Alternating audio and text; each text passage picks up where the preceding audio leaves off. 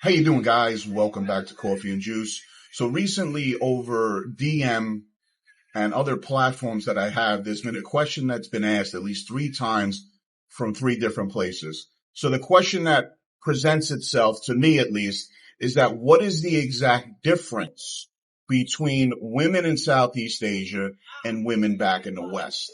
So let's first talk about what are the similarities between women in each region or each continent. Well, let's look at it like this. The expression boys will be boys is analogous to the fact that women will be women.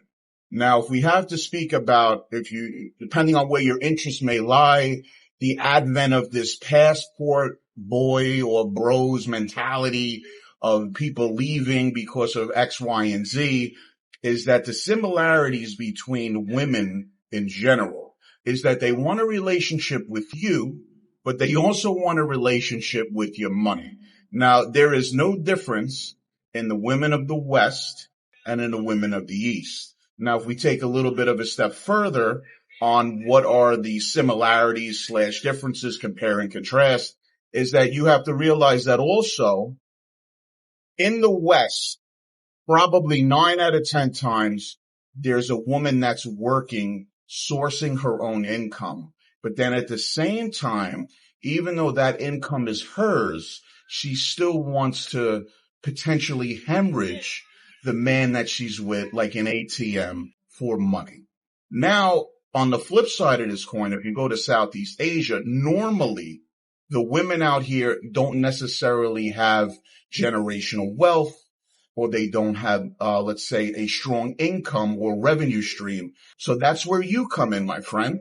And you're basically going to be floating the boat on all things like I explained prior. But the dilemma is that in the West, you could be buying, giving, and the problem is that you may still be locked into a sexless marriage with no control. I would say arguably out here in Southeast Asia, there's roles that are defined that if I'm fitting the bill, I don't like to use the word control, but I'm pretty much navigating or negotiating this relationship how I see fit as a man. Now, also, once again, if it's your first time tuning in, I live in the U.S. half of the year, and the other half I live in Thailand. So if you're from the U.S. or these other countries, think about it like this. And I'm not trying to get on the COVID tape, red pill angle, but just imagine you bought a house and you had some children with somebody. Now, all of a sudden it doesn't work out. And statistically, that 9 out of 10 times is probably the case. So you lose at least half of what you put in. And then basically maybe some other guy slides into your home and is now sleeping in your bed. So now if we have to talk about the rules of the West, okay, because remember, there's also a ripple effect that also comes out to the East where, women are going to be more overt in asking you for things right off the bat. They'll say, oh, could you buy me this? Could you buy me that? But then at the same time, and why you see it and why it's so prevalent, why these passport boys, even though they're a little younger than me, I mean, I'm a little bit of an old schooler. We've been doing this a long time, is that there's less resistance. So you're providing, you're being a gentleman, and at the same time, everyone's getting something out of it. It's transactional. But then once again, in the West, what it's become is that you give me, I take, and then maybe I give you what you'd like. So if I had to put it in a nutshell and not speak too much about it, the delineation between the East and the West is that everything is transactional. Women across the board, there's similarities because biologically, neurologically, they're relatively the same. Now, how they're groomed or what the construct is that it's obviously different in Asia because there's a line of understanding or respect that you are the man, you are providing, and potentially providing also for my family. I'm pretty much going to do what you would like with little to no resistance. But then once again, just to recap, in the West, what it's become is that you will do what I say.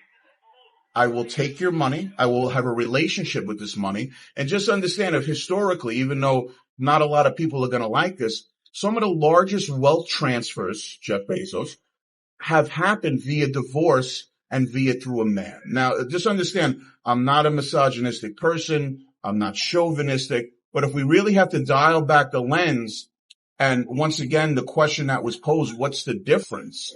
I'm not saying you're going to do better or worse when you're out here, because keep in mind, in the East, if you're looking at something, walking down the street that is completely exquisite, there's about 40 other like-minded people in this village. Because once again, I'm in Pathia right now. That's where I'm reporting from. In this village, it's very small. So the selection may be minimal.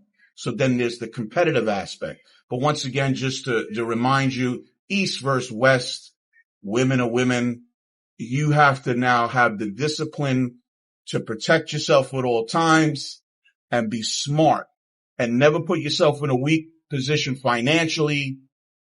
If you would like to come out here and understand that this is what it's going to be, then you should be fine. But one angle is that Southeast Asia is overtly, this is how it is. But in the West, it's almost covertly done. Like, oh, hey, babe, can I have this? And basically, they're drawing what you have. And some of you are okay with that.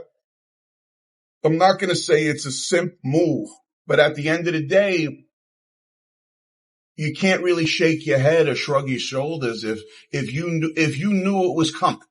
Okay. So Coffee and Juice. If you haven't subscribed to the channel, I would appreciate it. This is probably the last video for 2023. I may go to Soy 6 tonight, so I could be wrong about that, and kind of show you the belly of the beast once again on New Year's Eve. So once again, like, subscribe, hit that notification bell, and we'll talk soon. And I wish you prosperity. And once again, guard your pocket for 2024. We'll talk soon. Thanks.